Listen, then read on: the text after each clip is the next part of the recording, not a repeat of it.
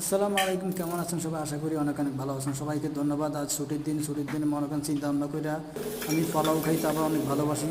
তো পোলাও বানানোর একটা সিদ্ধান্ত নিলাম চিকেন দিয়া।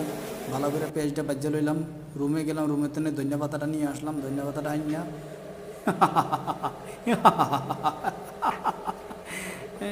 কিছু না, শুধু আপনাদেরকে বিনোদন দেওয়ার জন্য এই ব্যবস্থাটা করা হলো।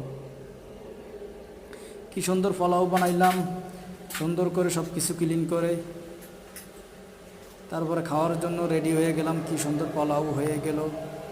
তো বিসমিল্লাহ করে শুরু করলাম, বিসমিল্লাহ করে শুরু করে খাওয়া শুরু করলাম। অনেক সুস্বাদু পোলাও চিকেন দিয়ে বানাইলাম। তো আপনারা চাইলে মনে করেন ছুটির দিনে কিংবা ছুটির সময় আপনারা সুন্দর পোলাও কিংবা বিরিয়ানি বানিয়ে খাইতে পারেন। তো আমার এই ভিডিওটা দেখার জন্য অসংখ্য ধন্যবাদ, আর আমাকে সাবস্ক্রাইব করবেন।